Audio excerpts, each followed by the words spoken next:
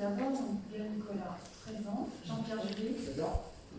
Sylvie Chasseret. Présent. Michel Furus. Sylviane Bouffet. Présent. Didier Chopin. Présent. Marie-Pierre Le Goff. Présent. Hervé Roland. Présent. Margaret Cusson-Duard. Présent. Hugues Cohen. Présent. Marie-Hélène Beuret. Présent. Jean-Christophe Le Douary. Présent. Nathalie Caron. Présent. Daniel Le Fur. Présent. Zao Fan. Présent. Sébastien Gindry. Présent. Cécile Echelle. Présent. Steve Mazot. Présent. Odile Gozek. Présent. Nicolas Letoré est absent et a donné procuration à Margaret Cusson-Duard. Catherine Chosquier. Présent. Raymond Feillant. Présent. Nathalie Bourgonon est absente et a donné procuration à Odile Gozek. Cardinal Harry. Présente. Frédéric Canelette-Louquet. Présent. Marie Mami. Présente. Karine Sapin. Absente. Elle est absente? Oui. D'accord. Elle n'a pas laissé le pouvoir? Elle a visiblement pas laissé de pouvoir, mais elle a dû prévenir elle a eu un empêchement de dernière minute. Elle a dû prévenir la mairie normalement. Elle est absente, excuse. Céline Leluédé. Présente. Frédéric Vallerin. Présent. Merci. Qui accepte d'être secrétaire de séance, s'il vous plaît? Margaret, on est d'accord?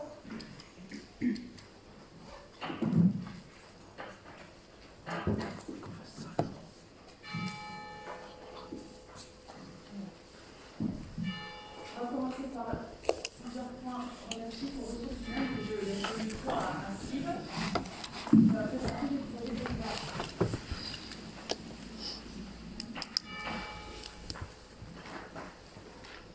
Bonsoir à tous, vous m'entendez bien? C'est bon? Nous allons commencer les points autour des ressources humaines, notamment par la proposition de modification du tableau des emplois. Donc, la création d'un poste à la bibliothèque. Il est proposé d'autoriser la création d'un poste de catégorie B, assistant territorial de conservation du patrimoine et des bibliothèques, à la bibliothèque afin de pourvoir au remplacement sur le poste de responsable de la bibliothèque. Il est proposé de permettre de pourvoir des postes créés par des agents non titulaires sur la base de l'article 3-2 de la loi 84-53 du 26 janvier 1984 et de charger Madame le maire de déterminer les niveaux de recrutement du candidat retenu en fonction de ses diplômes, de ses compétences et de son expérience. La rémunération sera limitée à l'indice terminal de la catégorie d'emploi retenu.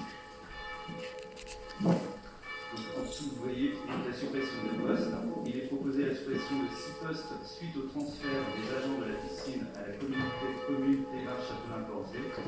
Le comité technique a émis un avis favorable dans sa séance du 1er octobre 2020. Et ces points ont été étudiés en commission RH du 1er octobre 2020. Donc, vous avez en dessous le tableau des emplois avec le poste à créer et les postes qui sont supprimés.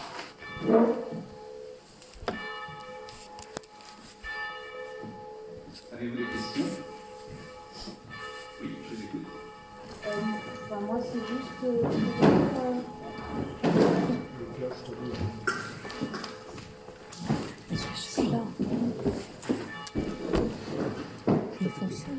je voulais juste parler du départ, savoir si à la bibliothèque, les bénévoles, le public avaient été informés de son départ en retraite, s'il y avait quelque chose de fait, parce que certains l'ont appris comme ça. En fait, ouais, il n'y a pas eu trop de communication.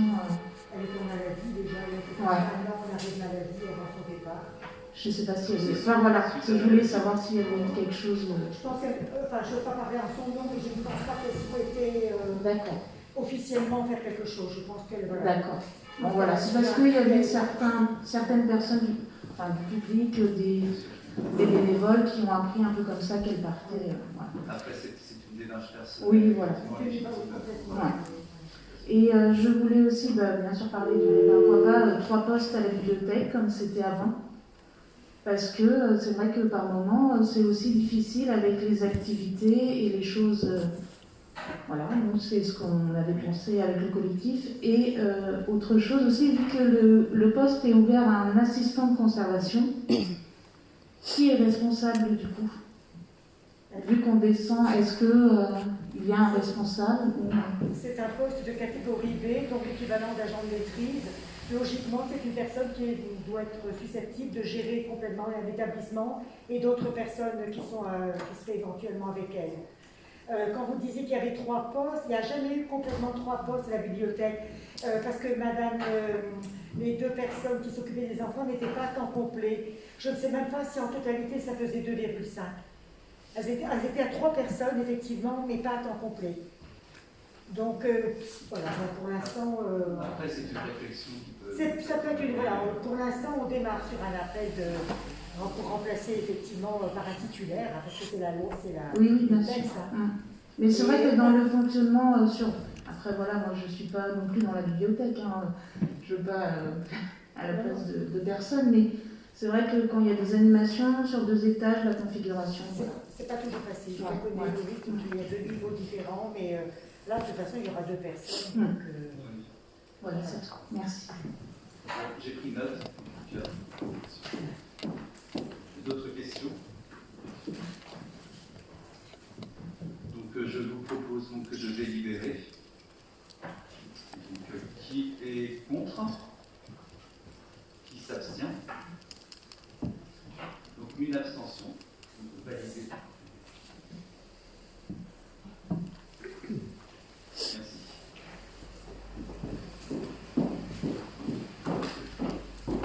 Alors, le point suivant concerne le plan de formation de la commune 2020.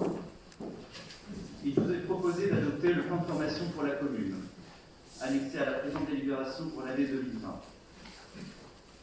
Ce dernier a été présenté en comité technique le 1er octobre 2020 et la commission des RH du même jour. Donc vous avez la formation bilan 2019 et perspective 2020. Donc en 2019, 44 agents ont participé à une formation pour 107,5 jours. 35 jours ont été réalisés au titre des formations d'intégration. 9 agents ont été refusés pour une formation. En 2020, 46 demandes de formation sont enregistrées au 9 mars 2020 pour 102 jours.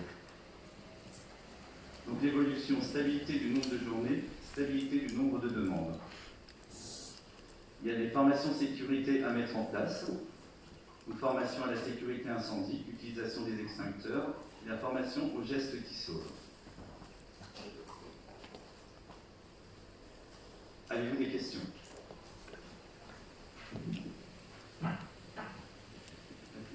Je vous propose de délibérer. Donc, qui est contre?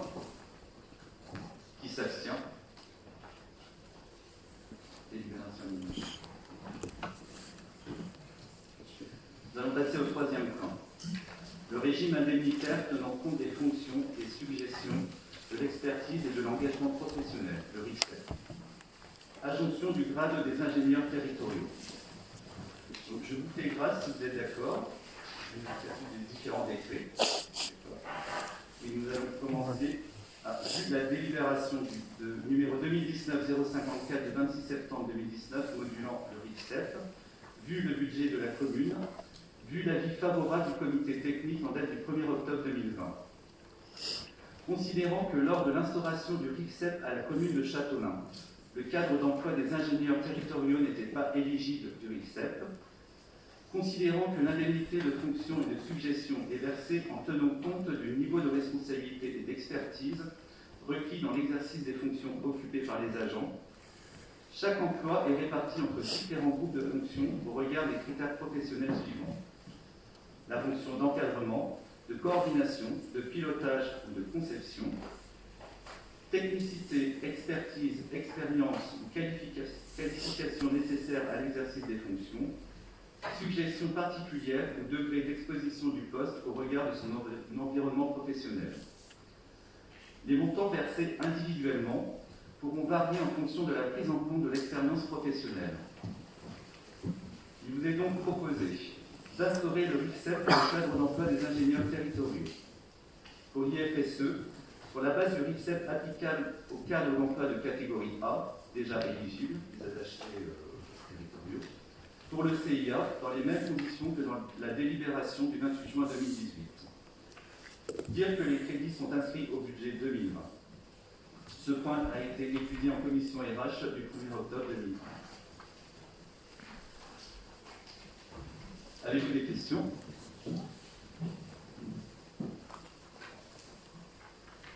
Je vous propose de délibérer. Qui est contre? Qui s'abstient? Une abstention.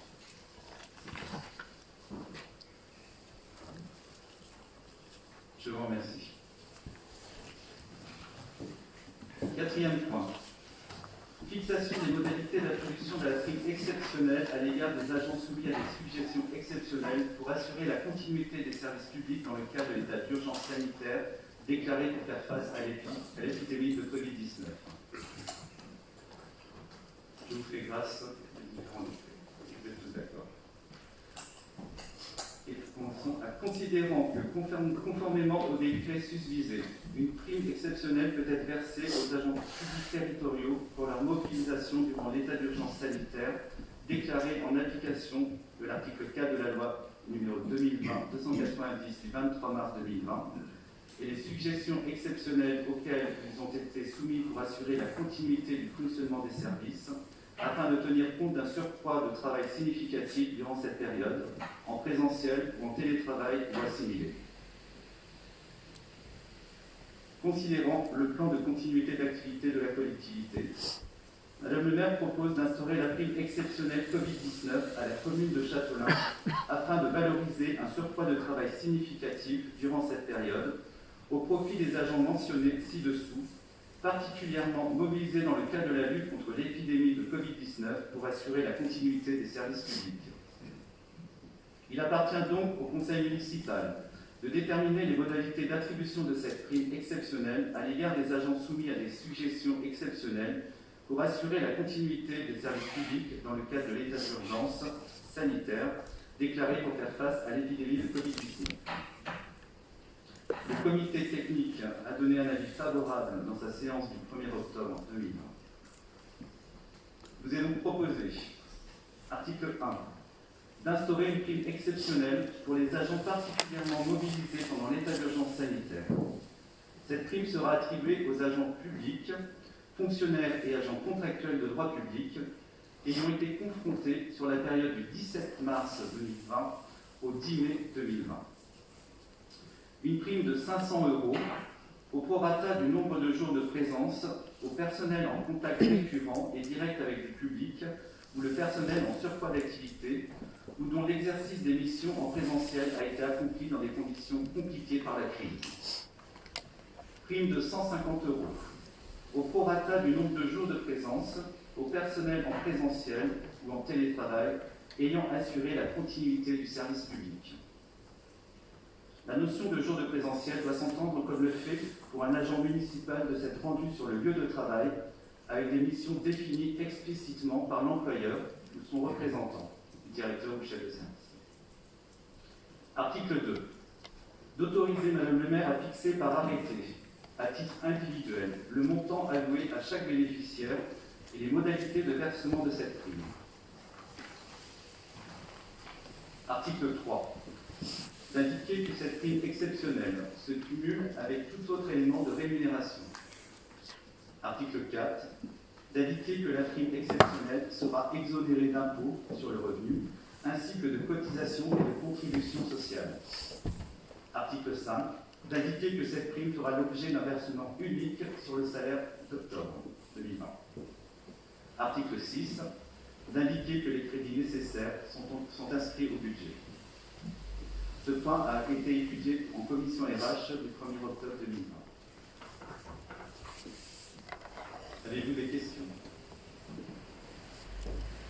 Pas de questions? Donc je vous propose de délibérer. Donc, qui est contre? Qui s'abstient? Merci. Donc, je vais passer la parole à monsieur Le Dondé. On va passer à plusieurs points suivants. Merci. Bonsoir à tout le monde. Donc le point 5, remboursement et compensation des usagers de la piscine municipale et de la tuyauterie. Par une précédente délibération, on a déjà traité le remboursement des stages et des cours. Il restait à voir la tuyauterie. Deux solutions sont proposées pour ne pas léser les usagers. Donc ces derniers auront le choix entre le remboursement des prestations payées non utilisées auprès de la commune de Châteaulin ou la constitution d'un avoir sur les titres et cartes d'accès aux services auprès de la nouvelle piscine communautaire. Ce qui est important de noter, c'est que la possibilité d'un avoir est conditionnée à ce que la date d'acquisition, matérialisée pour la première date tamponnée sur la carte, auprès de la commune de Châteaulin, de la petite carte de 10 entrées restant insolvée, soit postérieure au 1er janvier 2019. Donc les cartes qui ont été établies avant ne sont pas valables. Et la deuxième chose, c'est que ces opérations d'avoir sont à réaliser avant la fin de l'année, donc avant le 31 décembre 2020, dernier délai. Ensuite, donc, la communauté de communes éditera la totalité des avoirs accordés et émettra un titre de recette du montant correspondant à l'encontre de la commune de Châteaulin. Donc il vous est proposé d'accepter que les cartes et titres d'accès à la piscine non consommés avant la fermeture pour cause de pandémie puissent constituer un avoir au prorata auprès de la piscine communautaire qui donc refacturera la dite somme à la commune et de permettre le remboursement des usagers au prorata lorsqu'ils n'auront pas pu utiliser cette infrastructure du fait de sa fermeture, et notamment les cartes de Dissona qui ne peuvent faire l'objet d'un avoir auprès de la piscine communautaire pour ceux qui en feraient expressément la demande. Est-ce qu'il y a donc des questions sur ce point? Non, on passe au vote à ce moment-là. Est-ce qu'il y a des voix contre? Des abstentions? Je vous remercie.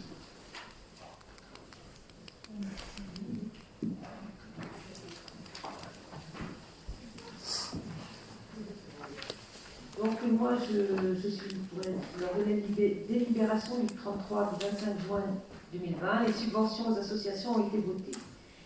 Et une inscription de 80 € par classe a été votée pour les écoles maternelles et primaires de Châteaulin, publiques et privées sous contrat.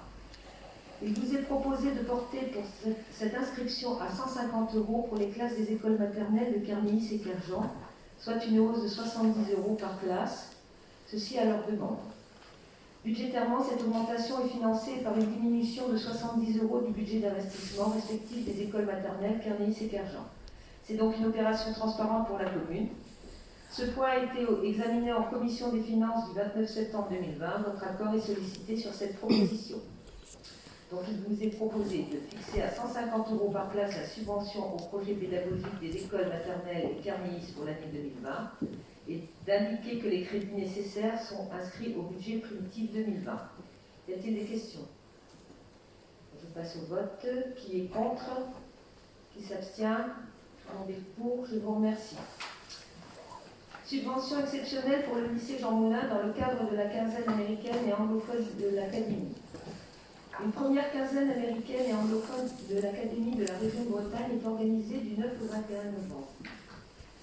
À l'initiative du rectorat, du consulat des États-Unis et des partenaires locaux qui proposent des animations culturelles et pédagogiques autour de la culture américaine. Pour faire découvrir la culture cajun, des événements artistiques sont prévus sur les thèmes de la musique, la gastronomie et le cinéma par le lycée Jean Moulin. La venue du Cajun Bossy Band, qui propose des spectacles, et la réalisation de plats proposés lors de cette scène ont un coût s'élevant à 4 300 €. Une subvention exceptionnelle de 1 800 € est sollicitée pour permettre le déroulement de ce programme.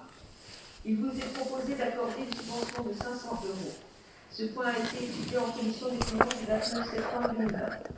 Votre accord est sollicité sur cette proposition. Donc il vous est proposé de fixer à 500 € la subvention exceptionnelle au profit du lycée Jean Moulin destinée à la programmation de la quinzaine américaine et anglophone. D'indiquer que les crédits nécessaires sont inscrits au budget 2020. Y a-t-il des questions? Oui, moi.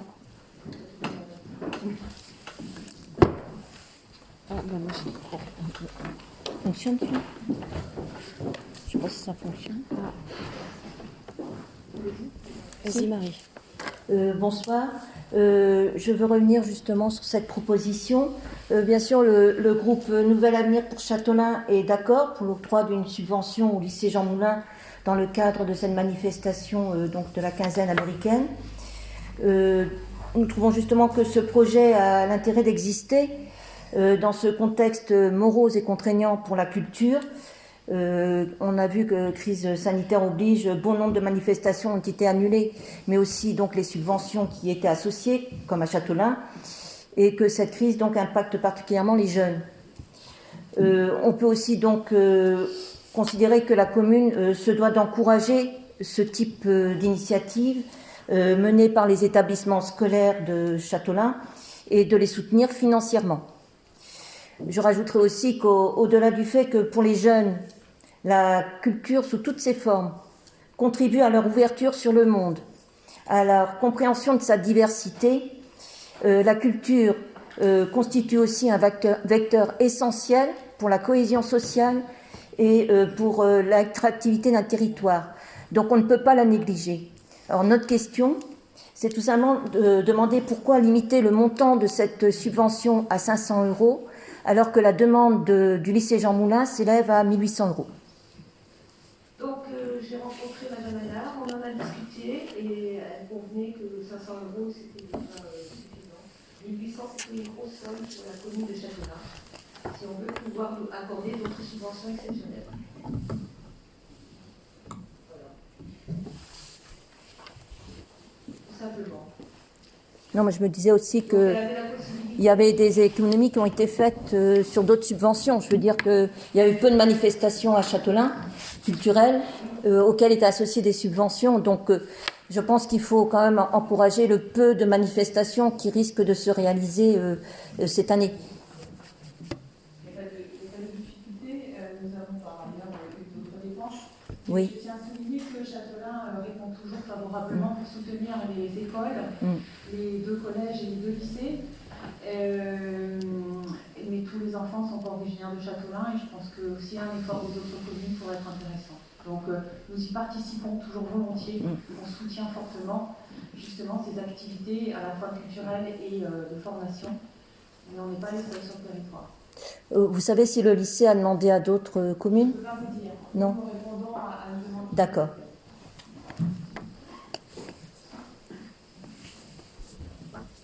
Ma question était la même. Je peux passer au vote. Donc, il est contre, il rentre, il s'abstient, tout le monde est pour. Merci.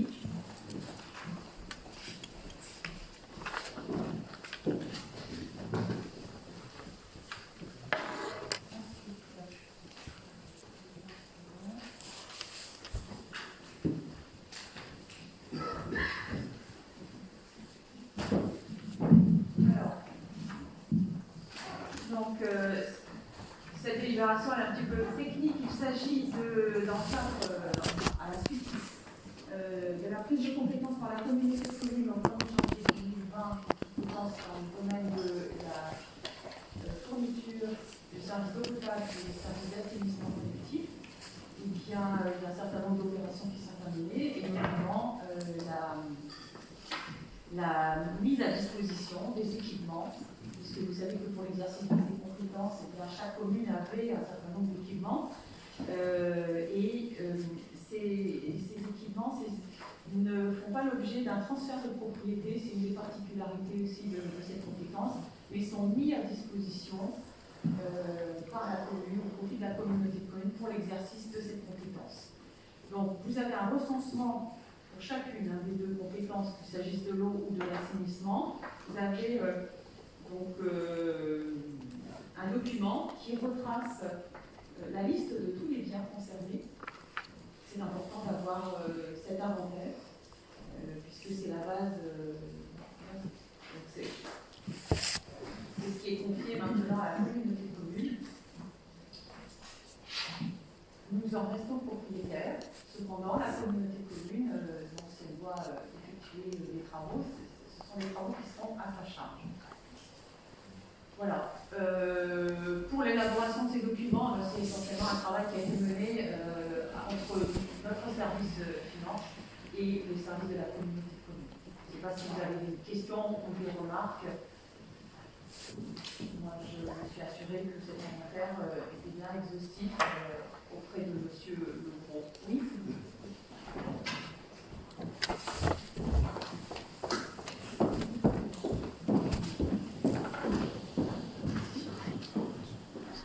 moi, je voulais intervenir sur notamment la délégation des compétences, et notamment alors, de la délégation des compétences à des entreprises privées. Les récents événements de la pollution de l'Aune par l'usine de méthanisation devraient nous faire réfléchir à la gestion des ressources publiques par des groupes privés. Et aujourd'hui, la commune porte plainte contre Engie qui vient d'être rachetée par Veolia, notre fournisseur d'eau. Et donc c'est pourquoi aujourd'hui nous voterons contre cette délégation. Alors, si vous permettez, il ne s'agit pas d'une délégation, il s'agit en fait de mettre à disposition d'équipements, comme je l'ai dit, pour l'exercice de la compétence. Après, les modalités d'exercice de la compétence ne font pas l'objet de cette délibération. Il y a un choix qui a été effectué l'année dernière par la communauté de communes. Ce choix donc, a été d'opter pour la délégation de services publics, tant sur l'eau que sur l'assainissement. Et nous avons 2 contrats et 2 procédures qui ont été menées de part et d'autre. Cette délégation de services publics va s'appliquer sur une courte période jusqu'à la fin 2024, date à laquelle des contrats comme celui de Châtelain prendront fin. Il faut savoir que nous allons à la communauté de communes, donc devoir nous réinterroger sur les modalités d'exercice de cette compétence pour préparer la suite à partir du 1er janvier 2025. C'est un travail de longue haleine qui va être engagé assez prochainement. À l'occasion de cette discussion qui aura lieu au sein de la communauté de communes, et bien les élus communautaires pourront faire valoir différents arguments et de toute manière, il y aura une étude qui sera faite. Voilà, je ne vais pas me prononcer aujourd'hui dans un sens ou dans l'autre. Il y a une situation qui a été choisie en connaissance de cause par les élus l'année dernière. Et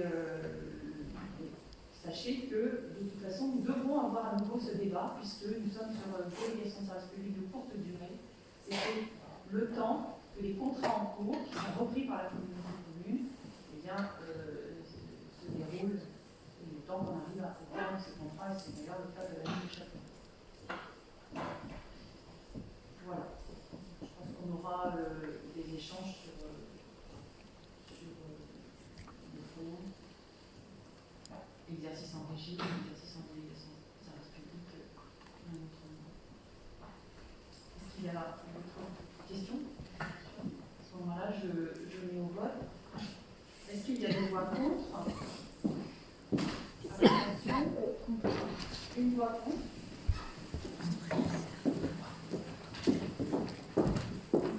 Il y a des abstentions? Le reste est pour.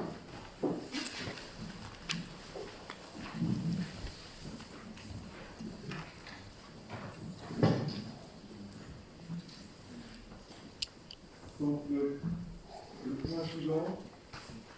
le point suivant, donc, c'est la décision modificative, la première du budget principal. Lors de la commission de finances du 29 septembre dernier, on a fait un point sur la situation budgétaire 2020. Disons qu'au 15 septembre 2020, le pourcentage de liquidation tant en dépenses qu'en recettes devait être de 79,16%, pour être précis. Or, il s'avère que sur certains postes, on dépasse ce taux. Il faut donc procéder à des modifications. S'agissant de la première décision modificative, je propose de faire le point un petit peu sur certains comptes. On va commencer par la section de fonctionnement. Vous avez le tableau sous les yeux. En dépenses de fonctionnement, nous avons un besoin total de trésorerie de 125 900 €. Alors, vous voyez le poste 60 628, les autres fournitures non stockées. On a imputé sur ce compte toutes les fournitures liées à la prévention de la Covid-19.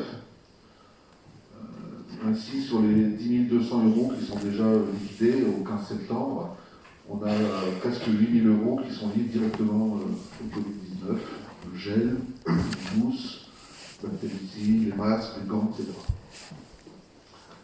Donc on a un besoin supplémentaire de trésorerie donc de 8 500 € pour finir tranquillement l'année sur ce poste. Sur le poste 606 323, fourniture de garage, ce sont des travaux réalisés par le garage municipal. Et là, on a un besoin de dotation supplémentaire de 3 000 € afin de finir l'année sereinement. Sur le poste 615 231, 13 000 € là, de modification, c'est essentiellement pour l'élagage pour la fibre. On fait un petit peu aussi de provision pour déblaiement pour la chaussée en cas de tempête, etc. Le poste 6188, autres frais divers pour 6 000 €. Pour rappel, cet été, donc c'était la pollution par l'usine de méthanisation, et on a dû réaliser un curage en urgence qui a coûté presque 6 000 €. À l'inverse, sur le compte 6232, vous voyez, fêtes et cérémonies. Là, on récupère la somme de 8 000 €. Il y a déjà 6 000 rien que pour le feu d'artifice. Donc, en charge générale, on a besoin de 54 900 €. En charge de personnel, bon, là, une somme de 2 000 €, il s'agit d'une dépense non prévisible. Il a fallu reverser à 3 agents des excédents de validation de service. Le chapitre 22, moins 6 000, on a diminué de 6 000 € les dépenses imprévues. On avait de quoi faire. Le chapitre 23, les 25 000 €, c'est un virement à la section d'investissement. On verra tout à l'heure la ventilation de cette somme. Enfin, il reste quoi? Chapitre 65, 4 500 €. Le Trésor nous a prévenu qu'il fallait faire une mise à jour des créances admises en valeur. Donc, on a mis un surplus de 4 000 €, 4 500 €. Et enfin, les charges financières, bon, il y a une somme de 45 500 €. Il s'agit en fait d'une écriture d'ordre à la demande du Trésor. Excusez-moi, est-ce que vous pouvez expliquer la ligne de perte de change? Alors, au niveau de cette somme-là de 45 500 €, c'est une mise à jour en fait que le Trésor nous a demandé pour avoir un plan comptable égal entre nous et eux. En fait, il n'y a pas de conséquences sur les finances de la commune, car l'écriture inverse avait déjà été mise quelques années auparavant, mais le Trésor il est très pointilleux, il souhaitait à tout prix que cette somme soit mise dans les bons comptes. Voilà. Tu veux préciser quelque chose, Benjamin? Oui, c'était les emprunts, je ne sais pas si vous vous rappelez, c'était les emprunts qu'on appelait toxiques, dits toxiques à l'époque, où on avait vu, c'était mis sur le franc suisse de mémoire, et on avait vu les emprunts augmenter de 30 à 40%. Et donc en 2013, sauf erreur de ma part, je sais que Benjamin est arrivé après, en 2014, mais la commune a travaillé sur ces emprunts. Il y avait 2 sur Châtelain. Et maintenant, on n'en a plus aucun. Et donc, la commune n'est plus soumise à ce type de risque. Juste pour compléter, en fait, c'est une écriture qui ne se traduit pas par des décaissements pour la commune. Qu'est-ce qui s'est passé? En fait, il y avait un décalage entre l'état de dette détenu au Trésor public et une autre. Puisque, en fait, quand on a renégocié l'emprunt, on a capitalisé les intérêts. Ça veut dire que concrètement, les intérêts de cet emprunt toxique ont renforcé le capital du nouvel emprunt. Donc, il fallait mettre à jour le capital répandu au Trésor. Pour ça, on a fait un titre qui correspondait à ce montant, donc en 1 500 €. Mais il fallait également neutraliser au bilan cette écriture-là. Donc en fait, c'est l'écriture technique de régularisation du bilan pour prendre en compte la capitalisation des intérêts. Ce n'est pas une pénalité, c'est pas ça du tout, c'est juste une mise à jour du bilan. Il n'y aura pas moins 45 000 dans notre compte au Trésor. C'est juste que dans notre bilan, on tiendra compte de cette mise à jour des capitales répandus.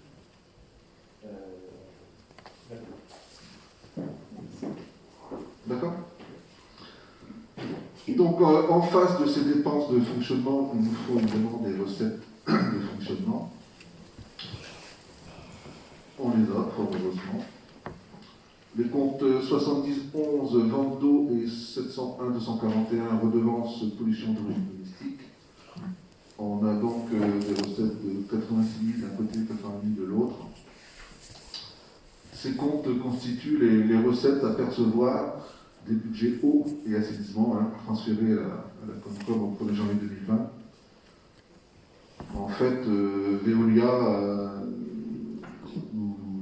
avait encaissé ces sommes et donc elle nous les reverse là en 2020, parce que ça concerne des factures de 2019. Donc c'est des sommes assez importantes.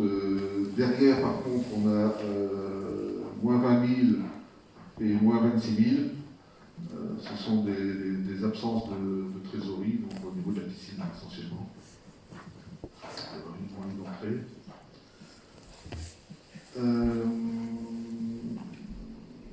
On espérait pour le FPIC, le fonds de péréquation, on espérait une répartition en droit commun. Le conseil communautaire a opté pour une répartition délégatoire défavorable pour Châtelain, donc à hauteur de 30 000 €. On a des bonnes nouvelles cependant sur le poste dotation de solidarité rurale et puis sur la dotation nationale de péréquation, 31 000 d'un côté, 4 900 de l'autre. Ce qui nous fait donc un total de 125 900 €. Il y a des questions sur la partie de fonctionnement? Bon, là, on va passer sur l'investissement. En dépenses d'investissement, on a donc des besoins de 34 000 €. Il y a eu le remplacement du parc informatique et la migration de serveurs et logiciels. Et on a eu des dépenses supplémentaires. Excusez-moi. Oui. J'ai une question concernant les logiciels. Oui. Je voulais savoir si pour les logiciels, on avait réfléchi à utiliser des logiciels aussi, parce que je sais qu'il y a des logiciels pro, mais des logiciels libres de droit. Alors, je vais répondre, c'est un peu technique. Là, en fait, les 9 000 €, ça concerne les migrations des logiciels métiers, principalement toute la suite Berger-Levrault, donc la compta et la location de salle, qui sont adossés à des licences Microsoft. Donc là, pour le coup, on n'avait pas le choix. La suite aussi logicielle Up, c'est-à-dire dans le social, même chose. Donc en fait, on a changé de serveur et on a donné notre serveur actuel à l'EHPAD pour limiter les coûts. Mais les migrations de logiciels n'étaient pas anticipées, pas prévues, du coup on a dû les rajouter. Pour le reste, les 25 000 €, c'est le changement de parc informatique, puisqu'on a changé l'architecture complètement. Et voilà. Donc pour le coup, à ce jour, on a des licences Microsoft de 65 qui sont toutes payantes pour le coup. Mais du coup, il n'y a pas eu de réflexion sur l'utilisation de logiciels libres de droit. que le micro sort. Non, c'est juste une minute. Oui, non. Voilà, on a juste les coteaux qui est libre de droit. Ceux-là sont spécifiques, on n'a pas le choix. Il y a une demande de 10 000 € en équipement sportif. Jean-Pierre Cossé-Bramont sur le stade de Gentilou. C'est pour le stade. On a supprimé moins 20 000 € suppression de crédit, on n'utilisera pas sur ce poste-là. Et il y a également une opération 1 000 €, aménagement des espaces verts au Lens Torch, tout le monde sait où c'est. Oui, du côté de Notre-Dame, c'est à côté de l'église de Notre-Dame, un espace. Donc on a besoin d'investissement de 25 000 € et pour le financer, on retrouve en recette d'investissement donc les 25 000 du virement de la section de fonctionnement. Des questions sur la section d'investissement, non? Donc on va passer au vote. Il est proposé donc d'adopter la décision indicative numéro 1 du budget principal présenté ci-dessus. Est-il contre? Les abstentions? Je vous remercie.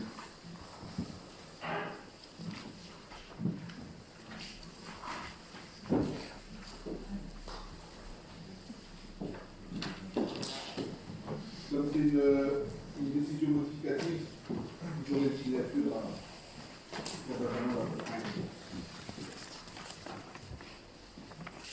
Alors, le point suivant, il nous est demandé par les services fiscaux de fournir une liste de 32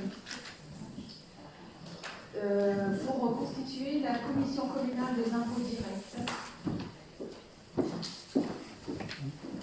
Alors, c'est la première fois qu'on nous demande autant de personnes, sachant en plus que les services fiscaux ensuite effectuent un tirage au sort et retiennent simplement 8. Vous m'entendez bien ?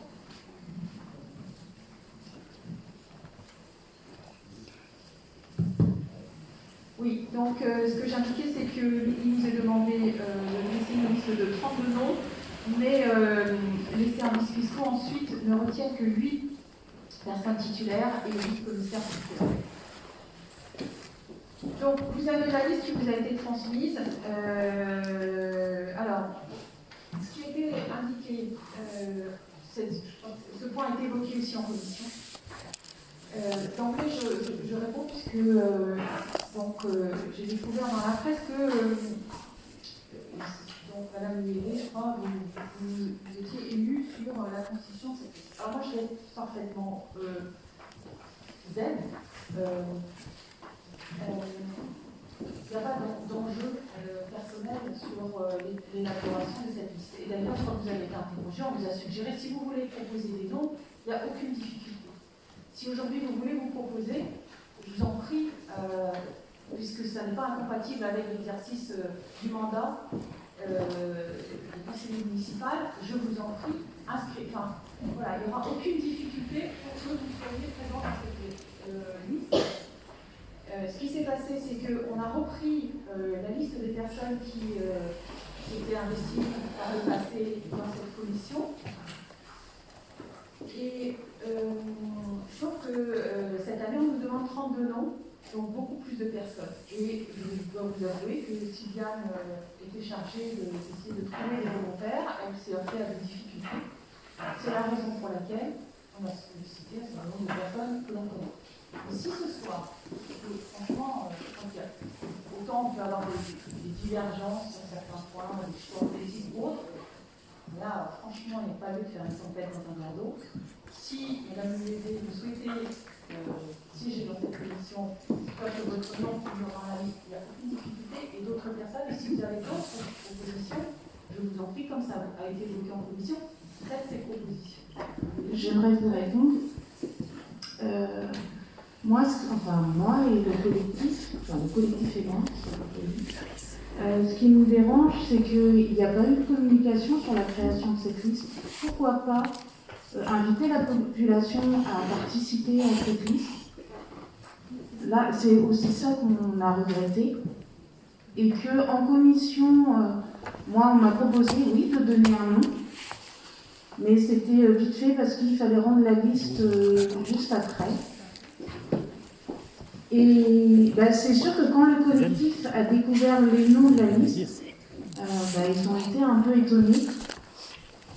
Et voilà, c'est tout. Enfin, moi je trouve dommage, comme pour l'attractivité du centre-ville, qu'on n'ait pas sollicité la population de participer. En tant qu'élu, on vous a posé la question, et si ce soir, si l'autre jour vous n'avez pas de proposition en tête, si ce soir vous avez Si je peux me permettre, effectivement, nous aussi, nous avons été surpris à la lecture de la liste. Alors, ce n'est pas illégal, ce n'est pas une question de probité. Je suis persuadée que les gens à l'intérieur sont très honnêtes et très intègres et le font de bon cœur. Cependant, effectivement, quand on regarde la liste de l'extérieur, ça fait un petit peu liste partisane. Et puis, on peut se dire, c'est dommage que la population ne soit pas appelée à se prononcer sur la liste. Votre proposition, elle est tout à fait louable. On voit bien que ce n'est pas fait à mal. Je l'entends. Je ne l'aurais pas pensé, mais je l'entends. Quoi qu'il en soit, la proposition de demander à des élus de l'opposition d'être dedans, elle est salutaire, mais pour moi, elle ne correspond pas non plus à ce qu'on en attend, c'est-à-dire une bonne dose d'éthique dedans, parce que ce ne serait pas non plus juste que nous y soyons. Je ne pense pas qu'il faut qu'il y ait des élus dedans. Je pense qu'il faut qu'il y ait des habitants qui représentent la commune par quartier, par catégorie socio-professionnelle, par opinion politique peut-être même, en tout cas qu'il y ait une diversité représentée. Alors, j'imagine qu'on doit vous la demander rapidement, cette liste, parce que normalement elle doit être établie dans les 2 mois. Nous, on n'a pas été consultés pour les noms. Enfin, en tout cas, j'ai demandé à mes colistiers autour de la table qui étaient à la commission, on n'en a pas eu écho, c'est dommage, parce qu'on aurait relayé l'info avec plaisir. Comme à chaque fois, on essaye de proposer notre aide pour relayer des infos, que ce soit le Castelnau Hebdo ou autre, ce sera avec plaisir. Donc, ce que je vous demande ce soir pour éclaircir cela, parce que c'est quand même pas logique, moi je suis prête à revenir la semaine prochaine, s'il le faut, faire un mini-conseil de 10 minutes, mais laissons-nous au moins une semaine pour proposer aux habitants de prendre leurs responsabilités, de leur permettre d'accéder à ce droit-là. Vous disiez que ça n'a pas de conséquences, c'est pas tout à fait vrai. C'est pas tout à fait vrai. Dans la loi, on voit bien qu'il y a un accès à la base des valeurs locatives. C'est quand même pas rien. On a accès à un certain nombre d'informations qui sont très personnelles. Et je pense que d'avoir des personnes qui viennent de tout horizon, c'est un gage aussi de contre-pouvoir. Il ne faut pas que ce soit une liste qui paraisse être de l'entre-soi si ça n'en est pas à la volonté. Il ne faut pas que ça le devienne. Donc, je sais que c'était peut-être une habitude. Cette liste, c'était peut-être comme ça. C'est des gens qui sont revenus. Mais c'est peut-être le moment aujourd'hui de se donner au moins une semaine pour faire l'effort de proposer autre chose. Donc clairement, nous n'allons pas voter pour parce que nous sommes absolument contre ce système-là. Eh bien, s'ils désignent d'office, ça veut dire qu'ils tirent au sort si on ne leur fournit pas de liste. C'est peut-être pas plus mal. Mais en tout cas, je pense que d'élaborer une liste avec des conjoints ou des membres de la famille et des personnes que je ne connais pas, je sais pas tout, je sais pas les adresses, c'est pour moi pas suffisamment moral. C'est légal, ok, mais c'est pas suffisamment moral. Franchement, quand je disais, je ne dis pas que la mission de cette commission n'est pas importante, elle est importante, et les personnes qui siègent se verront rappeler notamment l'utilisation du secret, compte tenu des informations qui sont données. Mais je n'y vois aucun enjeu politique. Voilà, c'est ça que je veux vous dire. Et qu'il n'y a pas eu, ça n'a pas, absolument pas été l'intention. Mais c'est vrai.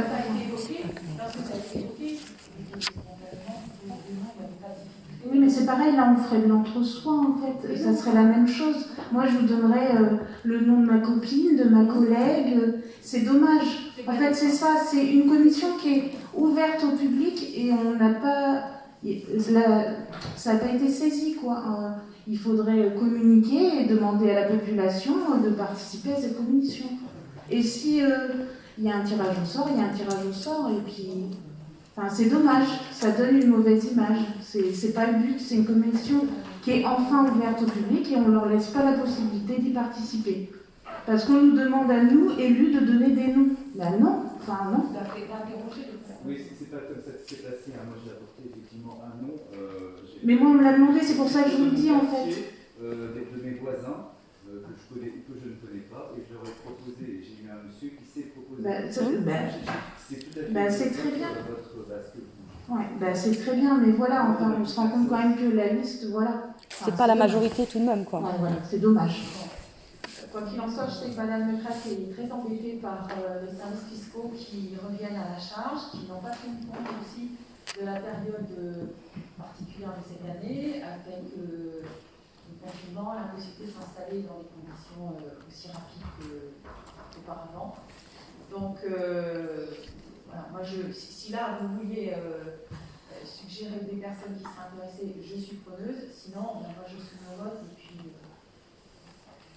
Non, je pense qu'il faut que la population suggère des personnes, c'est pas à nous de le faire. Mais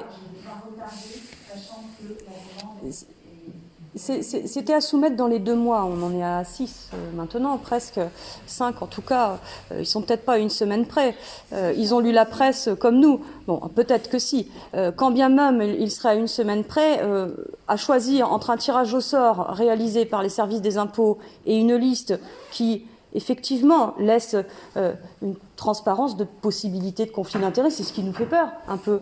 On sait bien que ça va peut-être pas être le cas, mais ça nous fait peur. Oui, mais ça nous interpelle quand on regarde la liste, excusez-moi, on se pose des questions. C'est un sentiment qu'on a. Pourquoi on tombe dans notre chaise quand on lit la liste? C'est pas par hasard. Hein. Si on tombe dans notre chaise, c'est parce qu'on voit des noms qu'on connaît. Bon, on ne va pas se mentir quand même, c'est le hasard, mais c'est comme ça. Donc, est-ce que le tirage au sort serait pas une meilleure alternative, même si ce tirage au sort est fait par la Direction générale des impôts, qui est prévu d'ailleurs hein, dans la loi, le tirage au sort des impôts. Moi, ça me va très bien. Je pense que ça va à Madame Lévudé aussi, qui a un tirage au sort. Alors, le tirage aussi, c'est que des gens, si jamais ils sont tirés au sort, s'ils ne peuvent pas venir, il n'y aura personne à venir. C'est aussi ça le risque, hein. Bien sûr. Le tirage au sort, les gens, il faut la disponibilité. Et la volonté d'avoir venir. Alors, qu'est-ce qui se passe si sur les 16 noms qui tirent au sort, les 8 titulaires et les 10 suppléants, les gens disent bah non, moi je n'y vais pas, ils ne vont pas tirer au sort de façon indéfinie. Je pense que, comme pour les jurys d'assises, je pense qu'on a tous un devoir citoyen aussi à faire, quoi. Mais, on peut justifier de son incapacité, mais. Ça ne s'indique pas de la même manière, le fonctionnement est complètement. C'est 2 fois par an, je crois. Une fois par an. Une fois par an. Bon. C'est sûr que c'est pas énorme, hein. Des gens qui ne peuvent pas. Enfin voilà, on ne sait pas comment ça se passe dans ces cas-là. Ben, si on n'a pas essayé, on ne sait pas, oui.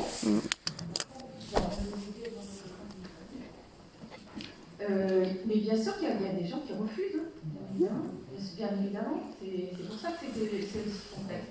Bon, moi j'entends ce que vous dites, ce sera noté, mais je soumets au vote. Et puis, de toute façon, sur cette liste, seules 8 personnes titulaires, comme je l'ai dit tout à l'heure, seront retenues. Donc vous n'entendez pas. Si vous entendiez, vous ne décideriez pas ça, je pense. J'ai entendu, et tout à fait ce que vous dites, mais nous avons des délais qui nous sont... On nous demande cette délibération. Encore une fois, c'est dommage qu'on n'ait pas été averti plus tôt. C'est quelque chose qui est à faire dans les 2 mois suivant l'institution du conseil municipal. On en est à 5. Nous, on ne nous en a pas parlé en commission. Rien n'est paru dans le Castellan Hebdo. En commission communication, on nous disait que des fois, il y avait de la place dans le Castellan Hebdo pour mettre des infos. On avait du mal à trouver des choses pour le remplir parce que c'était l'occasion. On aurait eu 4 mois devant nous là, pour mettre de l'info dans le Castellan Hebdo. Sur une initiative citoyenne, c'est dommage quand même.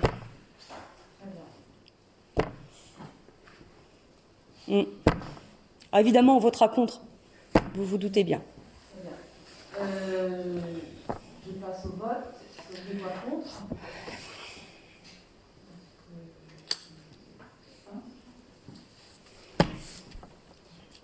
Est-ce qu'il y a des abstentions?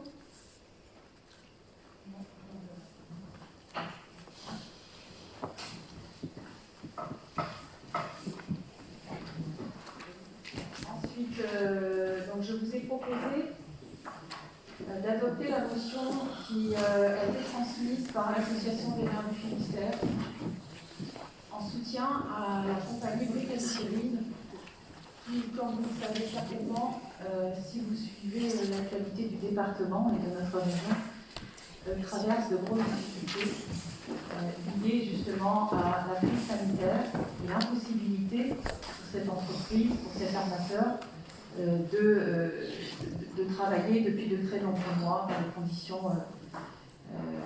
normales. En tout cas, l'activité de fret, de transport de passagers n'a pas pu reprendre normalement depuis le début du confinement. Et cette société, cette entreprise, qui est emblématique dans notre département, puisqu'elle a été créée à l'initiative d'un groupement d'agriculteurs sous la houlette de M. Bourvenec, il y a déjà plusieurs décennies. Et bien cette entreprise aujourd'hui est confrontée à des pertes considérables et est très très préoccupée pour son avenir. Donc la proposition, le texte, moi je ne l'ai pas modifié, il s'agit du texte qui a été adopté par la communauté commune du Haut-Léon et qui a été reprise aussi par l'association des maires du Finistère. Il est de tradition pour nous de présenter, d'évoquer les propositions qui sont faites par l'association des maires du Finistère, qui est une association non politique qui regroupe les élus du Finistère, quelles que soient les tendances politiques, je tiens à le souligner, et qui, lorsqu'elle intervient, c'est pour soulever des points qui sont certes d'intérêt départemental, d'intérêt peut-être régional, mais aussi, je pense qu'à l'échelle de la commune, on peut être interpellé et se préoccuper de l'avenir de cette compagnie qui est extrêmement importante. Voilà la raison pour laquelle je vous la soumets. Vous en avez pris connaissance. Vous savez qu'il s'agit d'un des principaux armateurs français qui appliquent justement la réglementation française à ses navigants. Et si la compagnie Brittany Ferries devait disparaître, eh bien, nous n'aurions sur le trafic notamment de passagers, sur l'activité de ferry, eh bien, nous n'aurions que des compagnies étrangères. Aujourd'hui, ce qui est dénoncé, contesté, choisissez le verbe que vous préférez, c'est la faiblesse de moyens au regard de la crise absolument considérable.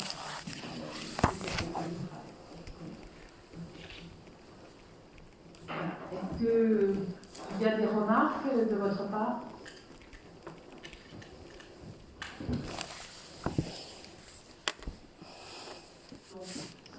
S'agissant d'une motion, c'est la première fois qu'on en présente, on n'en présente pas non plus très régulièrement, ça dépend de l'actualité, mais s'agissant d'une motion, eh bien, le vote ensuite est transmis à la fois à la culture, mais là, ça sera transmis au Premier ministre et au président de l'Assemblée nationale, qui, en plus, compte tenu de son attachement à notre territoire, certainement soutiendra aussi l'action commune de nos collectivités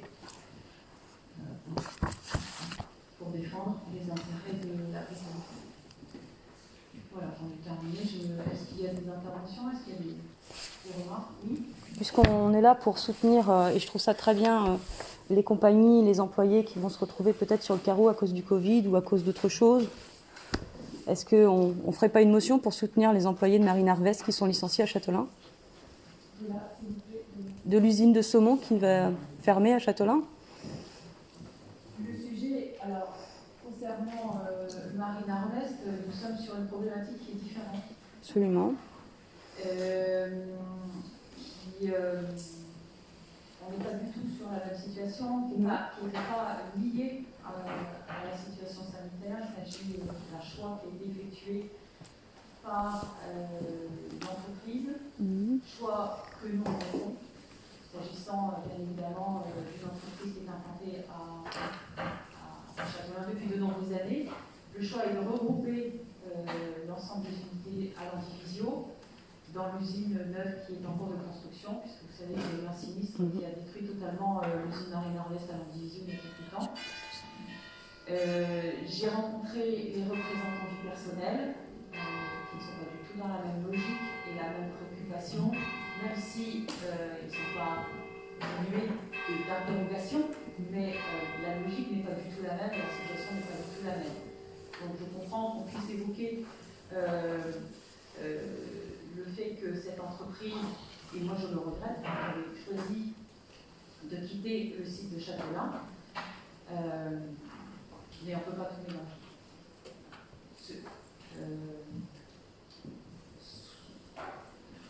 Les interrogations, les questions, les demandes qui m'ont été adressées par les représentants personnels ne sont pas du tout de cet ordre-là.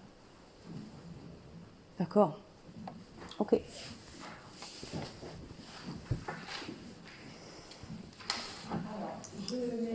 Je mets donc l'adoption de cette motion au vote.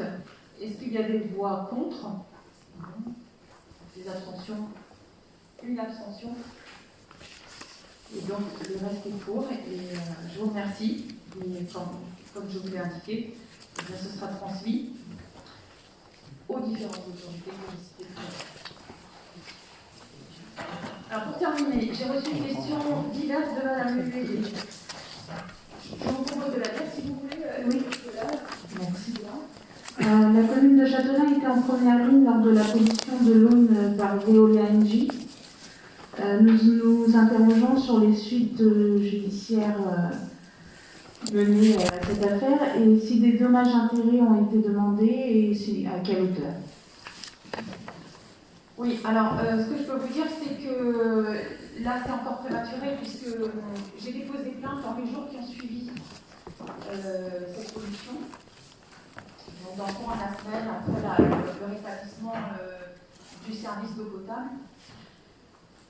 L'enquête judiciaire va mettre du temps certainement. En tout cas, aujourd'hui, je n'ai pas l'information. Alors, en tant que victime, lorsqu'on dépose une plainte, eh bien, de toute manière, le parquet a l'obligation de nous donner connaissance des suites qui seront données. Mais les suites, eh bien, elles sont du ressort du parquet, du procureur de la République.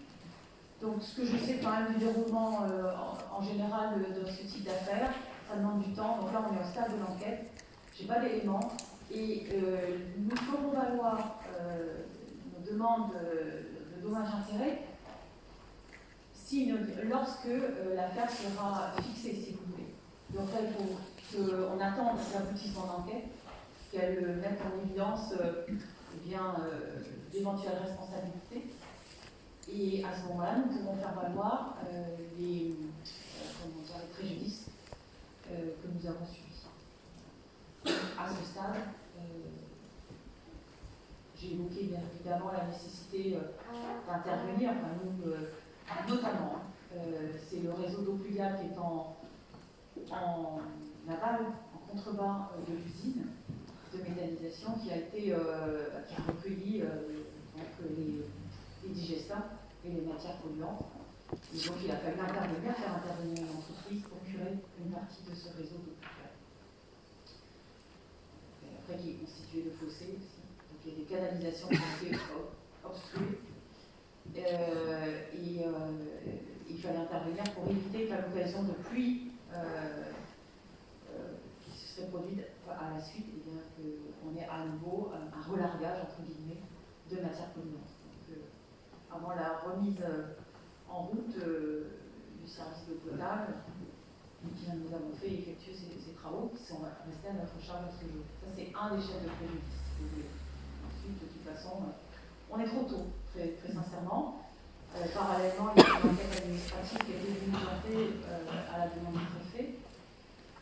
Ces conclusions sont, je pense, tombées aujourd'hui. Enfin, en tout cas, le préfet a pris un arrêté dans la journée pour autoriser à nouveau l'exploitation de l'usine de méthanisation, mais en assujettissant l'exploitant à une liste de contraintes et de démarches à effectuer. Et là, il s'agit de l'enquête administrative. Pour l'enquête pénale, c'est pour vous. Donc, je vous donnerai connaissance de suite quand elles nous seront transmises.